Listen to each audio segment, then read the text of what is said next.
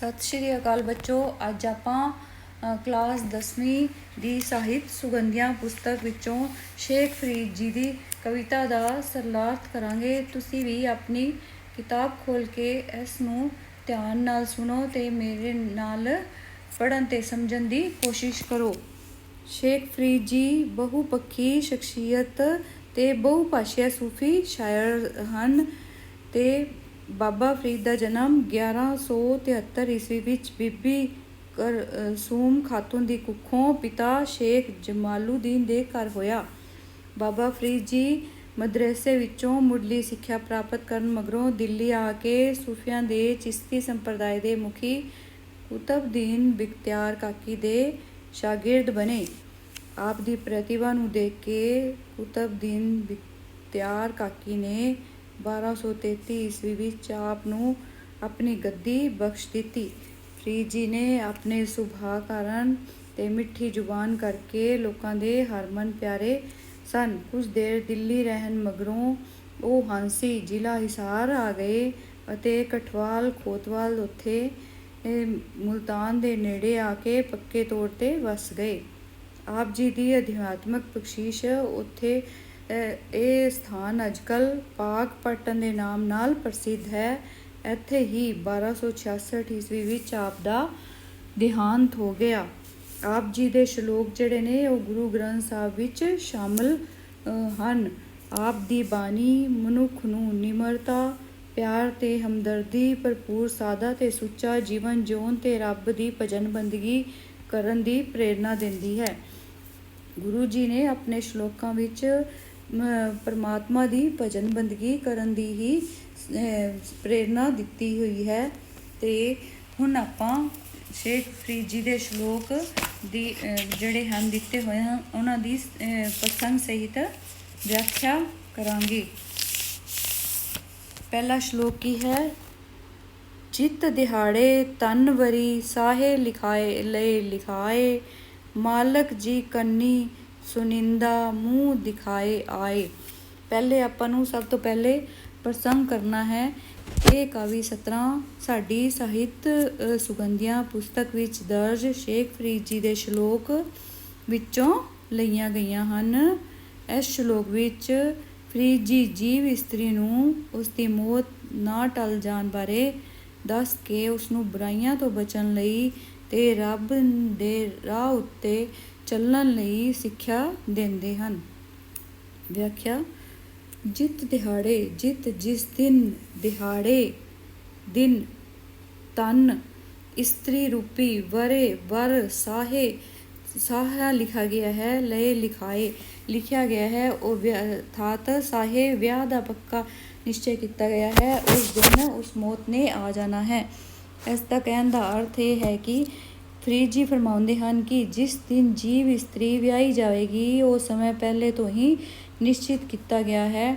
ਜੀਵ ਜਦੋਂ ਸੰਸਾਰ ਦੇ ਵਿੱਚ ਆਉਣ ਤੋਂ ਪਹਿਲੇ ਹੀ ਉਸ ਦੀ ਮੌਤ ਨਿਸ਼ਚਿਤ ਹੋ ਜਾਂਦੀ ਹੈ ਅਤੇ ਉਸਦੇ ਕੰਨਾਂ ਵਿੱਚ ਪਹਿਲੇ ਹੀ ਸੁਣਾਇਆ ਹੁੰਦਾ ਹੈ ਅਤੇ ਉਸਨੂੰ ਆ ਕੇ ਮਾਲਕ ਜਾਂ ਕੰਨੀ ਸੁਣਾਏ ਅਤੇ ਮਾਲਕ ਨੇ ਉਸ ਦੇ ਕੰਨਾਂ ਵਿੱਚ ਪਹਿਲੇ ਹੀ ਸੁਣਾਇਆ ਹੁੰਦਾ ਹੈ। ਮੂੰਹ ਦਿਖਾਏ ਆਏ ਅਤੇ ਉਹ ਜਿਹੜੀ ਮੌਤ ਹੈ ਉਸਨੂੰ ਆ ਕੇ ਜਿਹੜਾ ਸਮਾਂ ਨਿਸ਼ਚਿਤ ਹੈ ਉਸ ਸਮੇਂ ਆ ਕੇ ਉਸਨੂੰ ਮੂੰਹ ਦਿਖਾਉਂਦੀ ਹੈ।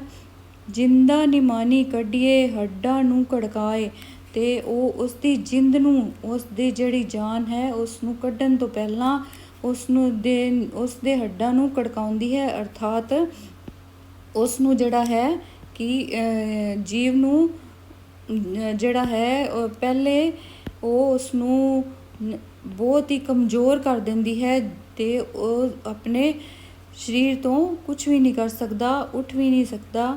ਸਾਹੇ ਲਿਖੇ ਨ ਚਲਨੀ ਜਿੰਦ ਕੋ ਸਮਝਾਏ।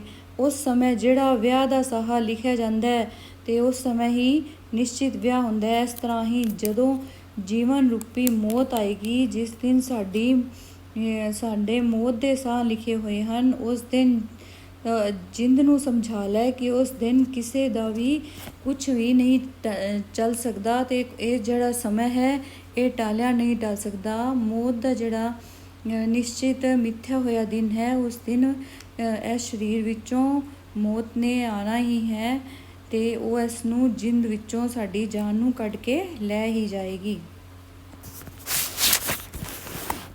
ਜਿੰਦ ਵੋਟੀ ਮਰਨ ਵਰ ਲੈ ਜਾਸੀ ਪਰਾਇਨੀ। ਤੇ ਇਸ ਜਿੰਦ ਨੂੰ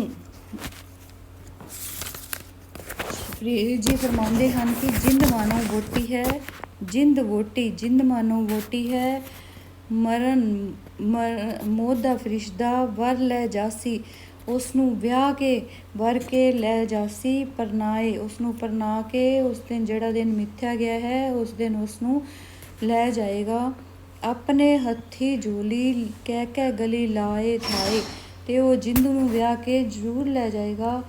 ਇਹ ਕੁਦਰਤ ਕਿਸ ਤੇ ਗੱਲ ਲੱਗੇਗੀ, ਅਰਥਾਤ ਇਸ ਦਾ ਕੋਈ ਆਸਰਾ ਨਹੀਂ ਹੋ ਜਾਏਗਾ। ਹੇ ਭਾਈ, ਤੂੰ ਆਪਣੇ ਪਲ ਵੱਲ ਨਿੱਕੀ ਪੁਲਸਾਤ ਕੰਨੀ ਨਾ ਸੁਣੀ ਆਏ। ਤੇ ਜਿਹੜਾ ਪੁਲਸਾਤ ਇੱਕ ਗੁਣਾਂ ਦਾ ਬਣਿਆ ਹੋਇਆ ਪੁਲ ਹੈ ਜੋ ਵਾਲਾਂ ਤੋਂ ਵੀ ਬਹੁਤ ਬਰੀਕ ਹੈ ਤੇ ਉਸ ਦੇ ਹੇਠਾਂ ਬੁਰਾਈਆਂ ਦਾ ਸਾਗਰ ਵਗ ਰਿਹਾ ਹੈ। ਅਰਥਾਤ ਤੂੰ ਹੁਣ ਇਸ ਨੂੰ ਹੁਣ ਵੀ ਸਮਝ ਜਾ ਤੇ ਧਰਮ ਪੁਸਤਕਾਂ ਫਰੀਦਾ ਕੀੜੀ ਪੰਦੀਏ ਖੜਾ ਨਾ ਆਪ ਮੁਹਾਏ। ਫਰੀਦ ਜੀ ਕਹਿੰਦੇ ਹਨ ਕਿ ਧਰਮ ਪੁਸਤਕਾਂ ਦੇ ਰਾਹੀਂ ਗੁਰੂ ਪੈਗੰਬਰਾਂ ਤੈਨੂੰ ਬੁਰਾਈਆਂ ਦੀ ਲਹਿਰਾਂ ਤੋਂ ਖਤਰੇ ਤੋਂ ਬਚਣ ਲਈ ਆਪ ਮੁਹਾਏ, ਆਪ ਆਵਾਜ਼ਾਂ ਮਾਰ ਰਹੇ ਹਨ। ਤੂੰ ਉਹਨਾਂ ਨੂੰ ਧਿਆਨ ਨਾਲ ਸੁਣ ਤੇ ਜੀਵਨ ਦੀ ਬੁਰਾਈਆਂ ਵਿੱਚ ਐਵੇਂ ਹੀ ਆਪਣੇ ਜੀਵਨ ਨੂੰ ਨਾ ਗਵਾਈ ਜਾ।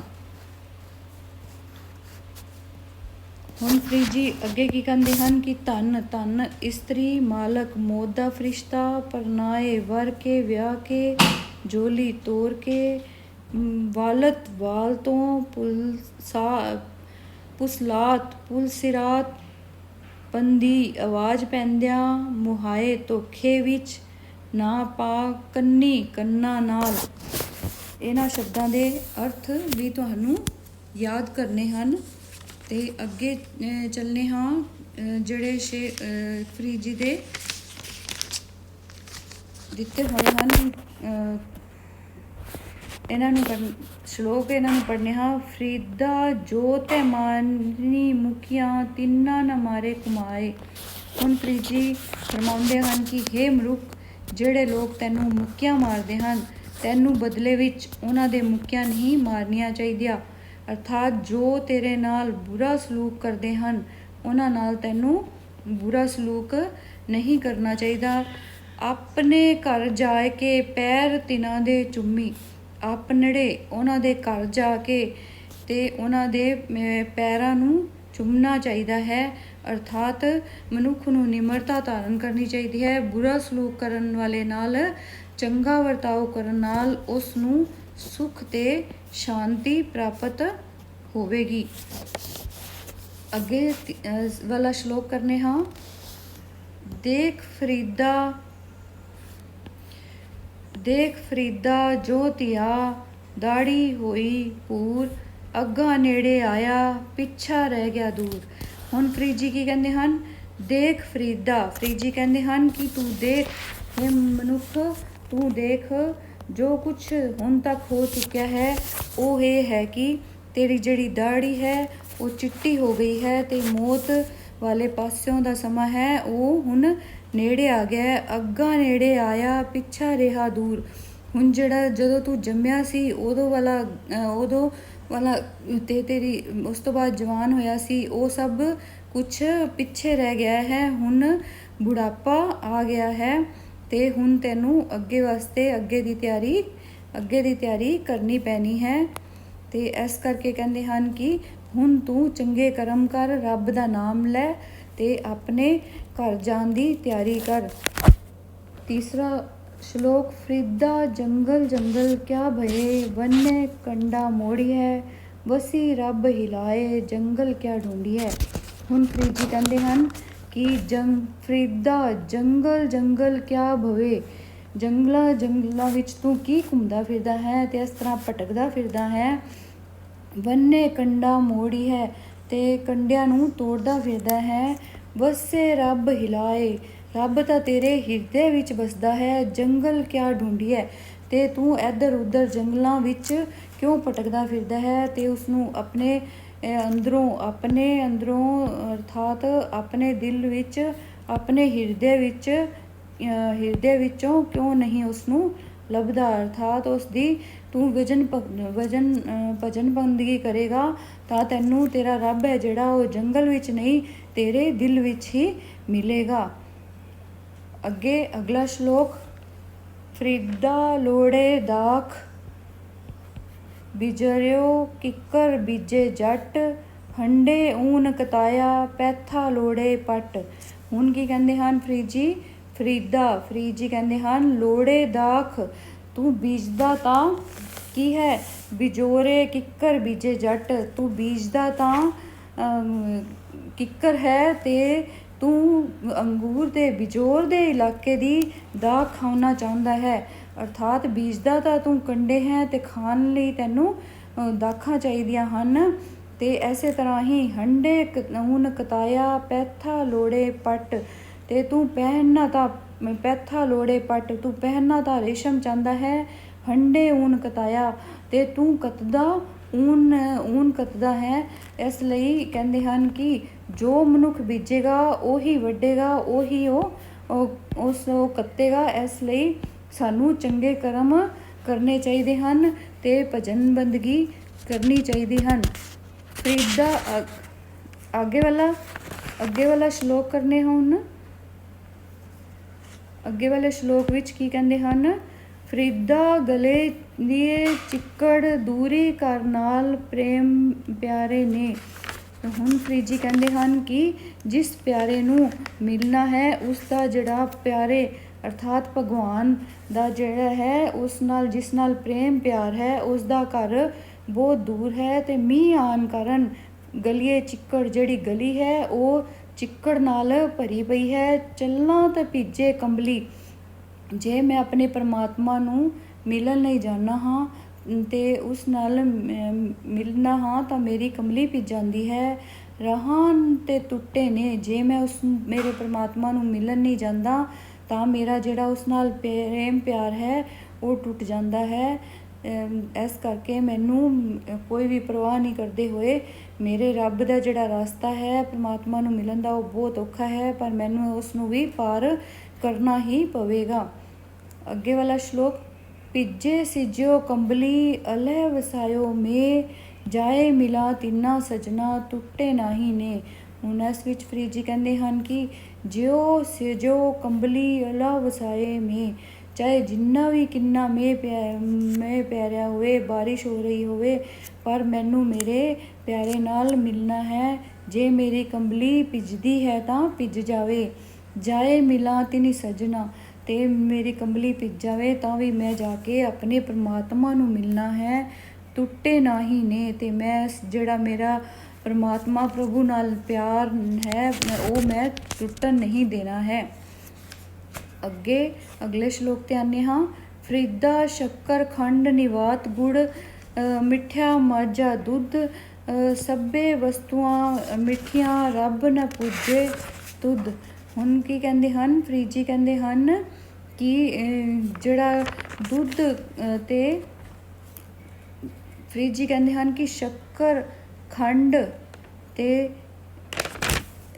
ਤੇ ਗੁੜ ਜਿਹੜੇ ਹਨ ਉਹ ਸਭ ਮਿੱਠੇ ਹਨ, ਪਰ ਮੱਝ ਦਾ ਦੁੱਧ ਹੈ ਉਹ ਵੀ ਬਹੁਤ ਮਿੱਠਾ ਹੈ, ਪਰ ਉਹਨਾਂ ਤੋਂ ਵੀ ਮਿੱਠਾ ਸਭ ਵਸਤੂਆਂ ਮਿੱਠਾ ਰੱਬ ਪੁਜਾਏ ਤੱਤ, ਪਰ ਰੱਬ ਦੀ ਪੂਜਾ ਜਿਹੜੀ ਹੈ ਉਹ ਇਹਨਾਂ ਸਭ ਚੀਜ਼ਾਂ ਤੋਂ ਵੀ ਮਿੱਠੀ ਹੈ। ਅਗਲਾ ਸ਼ਲੋਕ। ਫਰੀਦਾ ਦਰ ਦਰਵਾਜੇ ਜਾਏ ਕੇ ਕਿਉਂ ਡਿੱਠੋ ਘੜਿਆਲ, ਇਹਾਂ ਨਿਰਦੋਸ਼ਾਂ ਮਾਰੀਏ ਹਮ ਦੋਸ਼ਾਂ ਕਾ ਕਿਆ ਹਾਲ। ਹੁਣ ਫਰੀਦ ਜੀ ਕਹਿੰਦੇ ਹਨ ਕਿ ਜਦੋਂ ਅਸੀਂ ਕਿਸੇ ਦਰਵਾਜ਼ੇ 'ਤੇ ਜਾ ਕੇ ਘੜਿਆਲ ਨੂੰ ਦੇਖਦੇ ਹਾਂ, ਘੜਿਆਲ ਇੱਕ ਅਜਿਹੀ ਘੜੀ ਹੁੰਦੀ ਹੈ ਜੋ ਪਹਿਲੇ ਪੁਰਾਣੇ ਸਮੇਂ ਵਿੱਚ ਰੇਲਵੇ ਸਟੇਸ਼ਨਾਂ 'ਤੇ ਲਾਈ ਜਾਂਦੀ ਸੀ। ਉਸ ਨੂੰ ਪਹਿਲੇ ਪਰਛਾਵੇਂ ਦੇ ਹਿਸਾਬ ਨਾਲ ਜ਼ੋਰ ਦੀ ਮਾਰ ਕੇ ਵਜਾਇਆ ਜਾਂਦਾ ਸੀ ਤੇ ਉਸ ਤੋਂ ਹੀ ਟਾਈਮ ਦਾ ਸਮੇਂ ਦਾ ਪਤਾ ਲਗਾਇਆ ਜਾਂਦਾ ਸੀ। ਹੁਣ ਫਰੀਦ ਜੀ ਕਹਿੰਦੇ ਹਨ ਕਿ ਜਿਵੇਂ ਦਰਵਾਜ਼ੇ 'ਤੇ ਘੜਿਆਲ ਲੱਗਿਆ ਹੁੰਦਾ ਹੈ ਤੇ ਉਸ ਨੂੰ ਵੀ ਮਾਰ ਨਿਰਦੋਸ਼ ਹੋਣ 'ਤੇ ਵੀ ਮਾਰ ਪੈਂਦੀ ਹੈ। ਇਹਨਾਂ ਨਿਰਦੋਸ਼ਾਂ ਮਾਰੀਏ, ਇਹਨਾਂ ਨਿਰਦੋਸ਼ ਹੋਣ 'ਤੇ ਵੀ ਮਾਰ ਪੈਂਦੀ ਹੈ। ਹਮ ਦੋਸ਼ਾਂ ਕਾ ਕਿਆ ਹਾਲ। ਅਤੇ ਜਦੋਂ ਪਰਮਾਤਮਾ ਦੇ ਦਰਗਾਹ ਵਿੱਚ ਜਾਵਾਂਗੇ ਤਾਂ ਇਹਨਾਂ ਨਿਰਦੋਸ਼ਾਂ ਨੂੰ ਵੀ ਮਾਰ ਪੈਂਦੀ ਹੈ ਤਾਂ ਸਾਡਾ ਉੱਥੇ ਕੀ ਹਾਲ ਹੋਏਗਾ। ਇਸ ਕਰਕੇ ਸਾਨੂੰ ਟਾਈਮ ਦੇ ਨਾਲ ਹੀ, ਸਮੇਂ ਦੇ ਨਾਲ ਹੀ ਭਗਵਾਨ ਦੀ ਭਜਨ ਬੰਦਗੀ ਕਰ ਲੈਣੀ ਚਾਹੀਦੀ ਹੈ। ਘੁੰਮੀ ਘੁਮਾ ਕੇ ਪਰਤ ਕੇ ਆਪਣੇ ਘਰ ਵਿੱਚ ਸਵੈ ਸਰੂਪ ਵਿੱਚ ਸ਼ਾਂਤ ਅਵਸਥਾ ਵਿੱਚ ਚੁੰਮ ਕੇ ਜਾਈਏ ਅਪੜ ਜਾਈਦਾ। ਥੀਆ ਹੋ ਗਿਆ ਭੂਰ ਚਿੱਟੀ ਅਗਾਂਹ ਅਗਲੇ ਪਾਸਿਓਂ ਪਿਛਲਾ ਪਾਸਾ ਜਦੋਂ ਜੰਮਿਆ ਸੈ। ਕਿਆ ਭਵੀ ਗਾਹਨ ਦਾ ਕੀ ਲਾਭ ਵਨ ਵਿੱਚ ਜੰਗਲ ਵਿੱਚ ਲਾਈਐ ਹਿਰਦੇ ਵਿੱਚ। ਕਿਆ ਢੂੰਢੀਐ ਭਾਲਣ ਦਾ ਕੀ ਲਾਭ ਬਿਜੋਰ ਦੇ ਇਲਾਕੇ ਦੀ। ਇਹ ਇਲਾਕਾ ਪਠਾਨੀ ਦੇਸ਼ ਵਿੱਚ ਮਾਲਾਕੰਦ ਵਸਾਤ ਤੋਂ ਪਰੇ ਹੈ। ਦਾਖ ਅੰਗੂਰ ਕਿੱਕਰਿਆ ਹੰਢੇ ਫਿਰਦਾ ਹੈ। ਪੈਥਾ ਲੋੜੇ ਪਹਿਨਣਾ ਚਾਹੁੰਦਾ ਰਾਹਾਂ। ਜੇ ਮੈਂ ਰਹਿ ਪਵਾਂ ਤਾਂ ਟੁੱਟਦਾ ਹੈ।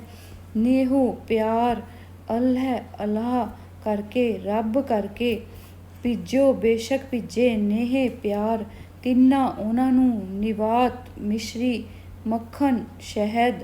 ਰੱਬ ਹੇ ਰੱਬ ਪਰਮਾਤਮਾ ਨਾ ਪੂਜੀ ਨਹੀਂ ਅਪੜਿਆਂ ਤੁਥੋਂ ਤੈਨੂੰ ਦਰੀ ਦਰ ਕੇ ਬੂਹੇ ਤੇ ਦਰਵਾਜੇ ਤੇ ਨਿਰਦੋਸ਼ਾ ਬੇਦੋਸ਼ਾ ਮਾਰੀਏ ਮਾਰ ਖਾਂਦਾ ਹੈ। ਇਹ ਸ਼ਬਦ ਅਰਥ ਨੇ, ਇਹਨਾਂ ਨੂੰ ਵੀ ਯਾਦ ਕਰਨਾ ਹੈ। ਹੁਣ ਆਪਾਂ ਇਸ ਪਾਠ ਨੂੰ ਇੱਕ ਵਾਰ ਫਿਰ ਦੁਬਾਰਾ ਕਰ ਲੈਂਦੇ ਹਾਂ ਤੇ ਪਹਿਲੇ ਸ਼ਲੋਕ ਤੋਂ ਲੱਗ ਜਾਂਦੇ ਹਾਂ। ਜਿਤ ਤਿਆੜੇ ਤਨ ਵਰੀ ਸਾਹੇ ਲਿਖਾਏ ਲੇਖ। ਕਿ ਜਿਸ ਤਰ੍ਹਾਂ ਕਿਸੇ ਕੁੜੀ ਜੀਵ ਇਸਤਰੀ ਦਾ ਜਦੋਂ ਵਿਆਹ ਹੁੰਦਾ ਹੈ ਤਾਂ ਉਸਦਾ ਜਿਹੜਾ ਸਾਹਾ ਲਿਖਿਆ ਜਾਂਦਾ ਹੈ ਉਹ ਕਦੇ ਵਿਆਹ ਦਾ ਸਾਹਾ ਟਲਦਾ ਨਹੀਂ ਹੈ। ਇਸੇ ਤਰ੍ਹਾਂ ਹੀ ਜਿਹੜਾ ਮੌਤ ਦਾ ਸਾਹਾ ਹੈ ਉਹ ਸਾਡੇ ਜਨਮ ਦੇ ਨਾਲ ਹੀ ਲਿਖ ਦਿੱਤਾ ਜਾਂਦਾ ਹੈ ਕਿ ਇਸ ਦਿਨ ਇਸ ਦੀ ਮੌਤ ਹੋਣੀ ਹੈ। ਉਹ ਜੀਵ ਇਸਤਰੀ ਨੂੰ ਉਸ ਦਿਨ ਵਿਆਹ ਕੇ ਲੈ ਜਾਏਗਾ। ਉਹ ਸਾਹਾ ਟਲਿਆ ਨਹੀਂ ਟਲਦਾ। ਜਿਤ ਦਿਹਾੜੇ ਤਨ ਵਰੀ ਜਾਏ ਲਿਖਾਏ ਲੇ। ਜਿਹੜਾ ਦਿਨ ਲਿਖਿਆ ਗਿਆ ਹੈ ਉਸ ਦਿਨ ਵਰ ਰੂਪੀ ਲਾੜਾ ਆਦਿ ਇਸਤਰੀ ਰੂਪੀ ਆਤਮਾ ਨੂੰ ਵਿਆਹ ਕੇ ਲੈ ਜਾਏਗਾ। ਮਾਲਕ ਜੇ ਕੰਨੇ ਸੁਣਾਏ ਮੂੰਹ ਦਿਖਾਏ ਆਏ। ਤੇ ਉਸ ਦਿਨ ਮਾਲਕ ਨੇ ਆ ਕੇ ਕੰਨਾਂ ਦੇ ਰਾਹੀਂ ਸੁਣਾ ਕੇ ਆਪਣਾ ਆ ਕੇ ਮੂੰਹ ਦਿਖਾ ਕੇ ਉਸ ਜਿੰਦ ਜਾਨ ਨੂੰ ਲੈ ਜਾਣਾ ਹੈ। ਜਿੰਦ ਨਿਮਾਨੀ ਕੱਢੀਏ ਹੱਡਾਂ ਨੂੰ ਕੜਕਾਏ। ਤੇ ਸਰੀਰ ਵਿੱਚੋਂ ਉਸਨੇ ਹੱਡਾਂ ਨੂੰ ਕੜਕਾ ਕੇ ਜਿਹਨੂੰ ਕੱਢਣ ਤੋਂ ਪਹਿਲਾਂ ਉਸਨੇ ਹੱਡਾਂ ਨੂੰ ਇਸ ਤਰ੍ਹਾਂ ਕੜਕਾ ਦੇਣਾ ਹੈ ਬਿਮਾਰੀ ਨਾਲ ਕਿ ਉਹ ਬਹੁਤ ਹੀ ਸਰੀਰ ਨੂੰ ਕਮਜ਼ੋਰ ਹੋ ਜਾਏਗਾ ਤੇ ਉਸਨੂੰ ਵਿੱਚੋਂ ਉਸਨੇ ਆਤਮਾ ਨੂੰ ਕੱਢ ਕੇ ਲੈ ਜਾਣਾ ਹੈ। ਸਾਹੇ ਲਿਖੇ ਨਾ ਚਲਨੀ ਜਿੰਦ ਕੋ ਸਮਝਾਏ। ਉਸ ਦਿਨ ਜਿਹੜਾ ਦਿਨ ਸਾਹਾ ਲਿਖਿਆ ਗਿਆ ਹੈ ਉਸ ਦਿਨ ਕਿਸੇ ਦੀ ਵੀ ਨਹੀਂ ਚੱਲਣੀ ਤੇ ਉਹ ਮੌਤ ਦਾ ਫਰਿਸ਼ਤਾ ਜਿਹੜਾ ਹੈ ਉਹ ਉਸ ਦਿਨ ਸਰੀਰ ਵਿੱਚੋਂ ਆਤਮਾ ਨੂੰ ਕੱਢ ਕੇ ਲੈ ਜਾਣਾ ਹੈ। ਜਿੰਦ ਵੋਟੀ ਮਰਵਰ ਲੈ ਜਾਸੀ ਪਰਨਾਏ। ਜਿਸ ਤਰ੍ਹਾਂ ਵਿਆਹ ਵਾਲੇ ਦਿਨ ਵਰ ਆਦਿ ਇਸਤਰੀ ਨੂੰ ਪਰਨਾ ਕੇ ਲੈ ਜਾਂਦਾ ਹੈ ਉਸੇ ਤਰ੍ਹਾਂ ਹੀ ਜਿਹੜਾ ਦਿਨ ਨਿਸ਼ਚਿਤ ਲਿਖਿਆ ਗਿਆ ਹੈ ਉਸ ਦਿਨ ਮੌਤ ਦਾ ਫਰਿਸ਼ਤਾ ਆਪਣੇ ਸਰੀਰ ਵਿੱਚੋਂ ਆਤਮਾ ਨੂੰ ਕੱਢ ਕੇ ਲੈ ਜਾਏਗਾ। ਆਪਣੇ ਹੱਥੀ ਝੋਲੀ ਲੈ ਕੇ ਗਲ ਲੱਗ ਥਾਏ। ਫਿਰ ਇਹ ਜਿਹੜਾ ਆਪਣੇ ਹੱਥ ਨਾਲ ਜਿਹੜੀ ਹੈ ਕਿਸ ਦੇ ਜਿੰਦ ਲੱਗੇਗੀ। ਬਾਲਤ ਨਿੱਕੀ ਪੁਲਸਲਾਤ ਕੰਨਾਂ ਨਾ ਸੁਣਾਏ ਆਏ। ਤੇ ਜਿਹੜਾ ਉਸਨੂੰ ਉਸ ਤੋਂ ਬਾਅਦ ਮਰਨ ਤੋਂ ਬਾਅਦ ਪੁੱਲ ਨੂੰ ਪਾਰ ਕਰਨਾ ਹੈ। ਉਹ ਜਿਹੜਾ ਪੁੱਲ ਹੈ ਪੁਲਸਾਤ ਉਹ ਜਿਹੜਾ ਵਾਲ ਤੋਂ ਵੀ ਨਿੱਕੀ ਜਿਹੀ ਵਸਤੂ ਦਾ ਨਿੱਕੀ ਜਿਹੀ ਚੀਜ਼ ਦਾ ਬਣਿਆ ਹੋਇਆ ਪੁੱਲ ਹੈ। ਕੰਨਾਂ ਨੇ ਸੁਣਾਏ। ਕੰਨਾਂ ਨੂੰ ਆ ਕੇ ਕੰਨਾਂ ਵਿੱਚ ਪਰਮਾਤਮਾ ਸਾਨੂੰ ਇਸ ਲਈ ਆ ਕੇ ਸੁਣਾਉਂਦਾ ਹੈ। ਫਰੀਦਾ ਕੀੜੇ ਪਮਿੰਦੀ ਖੜਾ ਨਾ ਆਪ ਮੁਹਾਏ। ਫਰੀਦ ਜੀ ਕਹਿੰਦੇ ਹਨ ਕਿ ਪਰਮਾਤਮਾ ਆਪ ਆ ਕੇ ਖੜਾ ਹੋ ਕੇ ਤੁਹਾਨੂੰ ਸਮਝਾਉਂਦਾ ਹੈ ਕਿ ਹੁਣ ਵੀ ਸਮਾਂ ਹੈ। ਤੂੰ ਆਤਮਾ ਨੂੰ ਕਹਿੰਦਾ ਹੈ ਕਿ ਹੁਣ ਵੀ ਤੂੰ ਪਰਮਾਤਮਾ ਵੱਲ ਮੂੰਹ ਕਰ ਲੈ ਤੇ ਪਰਮਾਤਮਾ ਦਾ ਨਾਮ ਭੱਜ ਲੈ ਜਿਹੜਾ ਤੇਰੇ ਕੰਮ ਆਊਗਾ। ਹੁਣ ਆਪਾਂ ਅੱਗੇ ਦਿੱਤੇ ਹੋਏ ਸ਼ਲੋਕਾਂ ਦੀ ਵਿਆਖਿਆ ਕਰਾਂਗੇ। ਫਰੀਦਾ ਜੇ ਤੇ ਮਾਰੀ ਮੁੱਕਿਆ ਤਿੰਨਾਂ ਨਾ ਮਾਰੇ ਕਮਾਏ। ਫਰੀਦ ਜੀ ਕਹਿੰਦੇ ਹਨ ਕਿ ਜੇ ਤੈਨੂੰ ਕੋਈ ਮੁੱਕਿਆ ਮਾਰਦਾ ਹੈ ਤਾਂ ਜਾਂ ਅਰਥਾਤ ਤੇਰੀ ਕੋਈ ਬੁਰਾਈ ਕਰਦਾ ਹੈ ਤਾਂ ਤੈਨੂੰ ਵੀ ਉਸ ਨਾਲ ਬੁਰਾ ਸਲੂਕ ਨਹੀਂ ਕਰਨਾ ਚਾਹੀਦਾ ਅਤੇ ਤੈਨੂੰ ਵੀ ਉਸ ਦੇ ਬਦਲੇ ਉਸ ਨੂੰ ਮੁੱਕਿਆ ਨਹੀਂ ਮਾਰਨੀਆਂ ਚਾਹੀਦਾ। ਆਪਣੇ ਘਰ ਜਾਏ ਪੈਰ ਤਿਨਾਂ ਦੇ ਚੁੰਮੀ, ਅਤੇ ਉਸ ਦੇ ਘਰ ਜਾ ਕੇ ਉਸ ਦੇ ਪੈਰ ਚੁੰਮਣੇ ਚਾਹੀਦੇ ਹਨ, ਅਰਥਾਤ ਉਸ ਦੇ ਅੱਗੇ ਨਿਮਣਾ ਚਾਹੀਦਾ ਹੈ ਜਿਸ ਨੇ ਤੇਰੇ ਨਾਲ ਬੁਰਾ ਕੀਤਾ ਹੈ। ਇਸ ਤੋਂ ਬਾਅਦ ਅਗਲਾ ਸ਼ਲੋਕ ਕਰਦੇ ਹਾਂ। ਦੇਖ ਫਰੀਦਾ ਜੋ ਤਿਆ ਦਾੜੀ ਹੋਈ ਪੂਰ, ਅੱਗਾ ਨੇੜੇ ਆਇਆ ਪਿੱਛਾ ਰਹਿ ਗਿਆ ਦੂਰ। ਹੁਣ ਇਸ ਸ਼ਲੋਕ ਵਿੱਚ ਫਰੀਦ ਜੀ ਕਹਿੰਦੇ ਹਨ ਕਿ ਜਿਹੜੀ ਦਾੜੀ ਹੈ ਉਹ ਪੂਰੀ ਹੋ ਗਈ ਹੈ, ਅਰਥਾਤ ਚਿੱਟੀ ਹੋ ਗਈ ਹੈ, ਅਤੇ ਜਿਹੜਾ ਤੇਰਾ ਪਿੱਛਾ ਹੈ ਉਹ ਹੁਣ ਦੂਰ ਹੋ ਗਿਆ, ਅਰਥਾਤ ਜਿਹੜਾ ਤੇਰਾ ਬਚਪਨ ਅਤੇ ਜਵਾਨੀ ਸੀ ਉਹ ਹੁਣ ਤੇਰੀ ਪਿੱਛੇ ਰਹਿ ਗਈ ਹੈ ਅਤੇ ਹੁਣ ਤੇਰਾ ਅੱਗੇ ਨੇੜਾ ਆ ਗਿਆ, ਅਰਥਾਤ ਮੌਤ ਦਾ ਸਮਾਂ ਨੇੜੇ ਆ ਗਿਆ ਹੈ। ਅੱਗੇ ਵਾਲਾ ਸ਼ਲੋਕ ਕਰਨੇ ਹਾਂ। ਇਹਨਾਂ ਵਿੱਚ ਪ੍ਰਸੰਗ ਸਹਿਤ ਵਿਆਖਿਆ ਪਹਿਲੇ ਦੱਸੀ ਗਈ ਸੀ ਉਹੀ ਕਰਨੀ ਹੈ। ਫਰੀਦਾ ਜੰਗਲ ਜੰਗਲ ਕਿਆ ਭਵੇ, ਵੰਨੇ ਕੰਡਾ ਮੋੜੀਏ, ਵਸੇ ਰੱਬ ਹਿਲਾਏ ਜੰਗਲ ਕਿਆ ਢੂੰਢੀਏ। ਹੁਣ ਫਰੀਦ ਜੀ ਕਹਿੰਦੇ ਹੈ ਕਿ ਜੰਗਲ ਜੰਗਲ ਕਿਆ ਭਵੇ, ਤੂੰ ਜੰਗਲ ਵਿੱਚ ਪਰਮਾਤਮਾ ਦੀ ਖੋਜ ਵਿੱਚ ਕਿਉਂ ਭਟਕ ਰਿਹਾ ਹੈ। ਵੰਨੇ ਕੰਡੇ ਮੋੜੀਏ, ਤੇ ਕਿਉਂ ਕੰਡਿਆਂ ਨੂੰ ਤੋੜ ਰਿਹਾ ਹੈ। ਵਸੇ ਰੱਬ ਹਿਲਾਏ, ਰੱਬ ਤਾਂ ਤੇਰੇ ਹਿਰਦੇ ਵਿੱਚ ਵਸਦਾ ਹੈ। ਜੰਗਲ ਕਿਆ ਢੂੰਢੀਏ, ਤੇ ਤੂੰ ਜੰਗਲ ਵਿੱਚ ਉਹਨਾਂ ਨੂੰ ਕੀ ਢੂੰਡਦਾ ਫਿਰ ਰਿਹਾ ਹੈ। ਹੁਣ ਅੱਗੇ ਵਾਲਾ ਸ਼ਲੋਕ ਕਰਨੇ ਹਾਂ। ਫਰੀਦਾ ਲੋੜੇ ਦਾਖ ਜੋਰਿਓ, ਕਿੱਕਰ ਬੀਜੇ ਜੱਟ, ਹੰਡੇ ਊਨ ਕਤਾਏ, ਪੈਥਾ ਲੋੜੇ ਪਟ। ਹੁਣ ਫਰੀਦ ਜੀ ਕਹਿੰਦੇ ਹਨ ਕਿ ਜਾਟ ਬੀਜਦਾ ਤਾਂ ਕਿੱਕਰ ਹੈ ਅਤੇ ਆਸ ਦਾਖ ਦੇ ਇਲਾਕੇ ਦੀ ਬਿਜੋੜ ਦੇ ਇਲਾਕੇ ਦੀ ਦਾਖ ਖਾਣ ਦੀ ਕਰਦਾ ਹੈ। ਇਸੇ ਤਰ੍ਹਾਂ ਹੀ ਜਿਹੜਾ ਕਿਸਾਨ ਹੈ ਉਹ ਪਹਿਨਣਾ ਤਾਂ ਰੇਸ਼ਮ ਚਾਹੁੰਦਾ ਹੈ ਅਤੇ ਉਹ ਕੱਤਦਾ ਊਨ ਹੈ। ਅਤੇ ਇਸ ਤਰ੍ਹਾਂ ਪਰਮਾਤਮਾ ਕਹਿੰਦੇ ਹਨ ਕਿ ਤੁਸੀਂ ਜਿਹੜਾ ਬੀਜਦੇ ਹੋ ਉਹੀ ਤੁਹਾਨੂੰ ਮਿਲੇਗਾ, ਲੇਕਿਨ ਤੁਸੀਂ ਆਸ ਜਿਹੜੀ ਹੈ ਉਹ ਦੂਸਰੇ ਦੀ ਕਰਦੇ ਹੋ ਕਿ ਕਿੱਕਰ ਬੀਜ ਕੇ ਬਿਜੋੜ ਦੇ ਇਲਾਕੇ ਦੀ ਦਾਖ ਖਾਣਾ ਚਾਹੁੰਦੇ ਹੋ, ਅਤੇ ਇਸੇ ਤਰ੍ਹਾਂ ਹੀ ਊਨ ਕੱਤ ਕੇ ਅਤੇ ਰੇਸ਼ਮ ਪਾਉਣ ਦੀ ਇੱਛਾ ਰੱਖਦੇ ਹੋ। ਇਹ ਸੰਭਵ ਨਹੀਂ ਹੈ। ਇਸ ਕਰਕੇ ਜੋ ਤੁਸੀਂ ਬੀਜੋਗੇ ਉਹੀ ਤੁਹਾਨੂੰ ਮਿਲੇਗਾ। ਜਿਹੜਾ ਤੁਸੀਂ ਪਰਮਾਤਮਾ ਦੇ ਨਾਮ ਲਓਗੇ ਉਹੀ ਉਸੇ ਦਾ ਹੀ ਫਲ ਤੁਹਾਨੂੰ ਮਿਲੇਗਾ। ਚੰਗੇ ਕੰਮ ਕਰੋਗੇ ਤਾਂ ਉਹੀ ਤੁਹਾਡੇ ਲੇਖੇ ਲਿਖੇ ਜਾਣਗੇ। ਫਰੀਦਾ ਗਲੇ ਚਿੱਕੜ ਦੂਰੇ ਕਰ ਨਾਲੇ ਪਿਆਰੇ ਨੇ ਇਹ। ਹੁਣ ਫਰੀਦ ਜੀ ਕਹਿੰਦੇ ਹਨ ਕਿ ਮੇਰਾ ਜਿਹੜਾ ਪਰਮਾਤਮਾ ਹੈ, ਮੇਰੇ ਜਿਸ ਨਾਲ ਪਿਆਰ ਹੈ, ਉਹ ਪਰਮਾਤਮਾ ਦਾ ਰਾਹ ਉਸ ਦਾ ਰਾਹ ਬਹੁਤ ਮੁਸ਼ਕਿਲ ਹੈ। ਉਸ ਰਾਹ 'ਤੇ ਚੱਲਣਾ ਵੀ ਬਹੁਤ ਮੁਸ਼ਕਿਲ ਹੈ। ਜਿਵੇਂ ਗਲੀ ਜਿਹੜੀ ਹੈ ਉਹ ਮੀਂਹ ਆਉਣ ਕਾਰਨ ਚਿੱਕੜ ਨਾਲ ਭਰੀ ਹੋਈ ਹੈ। ਜੇ ਮੈਂ ਜਾਂਦਾ ਹਾਂ ਤਾਂ ਮੇਰੀ ਚੱਲਾਂ ਤਾਂ ਭਿੱਜੇ ਕੰਬਲੀ, ਰਾਹਾਂ ਤਾਂ ਟੁੱਟੇ ਨੇ। ਜੇ ਮੈਂ ਜਾਂਦਾ ਹਾਂ ਤਾਂ ਮੇਰੀ ਕੰਬਲੀ ਭਿੱਜ ਜਾਂਦੀ ਹੈ, ਅਤੇ ਮੈਂ ਜੇ ਪਰਮਾਤਮਾ ਨੂੰ ਮਿਲਣ ਨਹੀਂ ਜਾਂਦਾ ਹਾਂ ਤਾਂ ਮੇਰਾ ਉਸ ਨਾਲ ਪਿਆਰ ਟੁੱਟ ਜਾਂਦਾ ਹੈ। ਅਤੇ ਇਸੇ ਤਰ੍ਹਾਂ ਕਿਹਾ ਗਿਆ ਹੈ ਕਿ ਪਰਮਾਤਮਾ ਦੇ ਰਸਤੇ 'ਤੇ ਜਦੋਂ ਚੱਲਦੇ ਹਾਂ ਤਾਂ ਪਰਮਾਤਮਾ ਦਾ ਰਸਤਾ ਬਹੁਤ ਮੁਸ਼ਕਿਲ ਹੈ। ਜਿਸ ਤਰ੍ਹਾਂ ਜਾਣ 'ਤੇ ਕੰਬਲੀ ਭਿੱਜਦੀ ਹੈ ਅਤੇ ਨਾ ਜਾਈਏ ਤਾਂ ਪਰਮਾਤਮਾ ਨਾਲ ਨਹੀਂ ਟੁੱਟਦਾ ਹੈ, ਉਸੇ ਤਰ੍ਹਾਂ ਹੀ ਇਸ ਰਸਤੇ 'ਤੇ ਚੱਲਦੇ ਹਾਂ ਤਾਂ ਬਹੁਤ ਸਾਰੀਆਂ ਮੁਸ਼ਕਿਲਾਂ ਦਾ ਸਾਹਮਣਾ ਕਰਨਾ ਪੈਂਦਾ ਹੈ, ਅਤੇ ਜੇ ਨਹੀਂ ਚੱਲਦੇ ਤਾਂ ਪਰਮਾਤਮਾ ਨਾਲ ਸਾਡਾ ਜਿਹੜਾ ਪਿਆਰ ਹੈ ਉਹ ਟੁੱਟ ਜਾਂਦਾ ਹੈ। ਭਿੱਜੋ ਸਿੱਜੋ ਕੰਬਲੀ ਅਲਾ ਵਸੇ ਮੇ। ਹੁਣ ਮੈਂ ਸੋਚਦਾ ਹਾਂ ਕਿ ਮੇਰੀ ਚਾਹੇ ਕੰਬਲੀ ਭਿੱਜ ਜਾਵੇ ਪਰ ਮੇਰਾ ਪਰਮਾਤਮਾ ਦੇ ਨਾਲ ਪਿਆਰ ਨਹੀਂ ਟੁੱਟਣਾ ਚਾਹੀਏ। ਜੀਆ ਮਿਲਾ ਤਿਨ ਸਜਣਾ ਟੁੱਟੇ ਨਾਹੀ ਨੇ।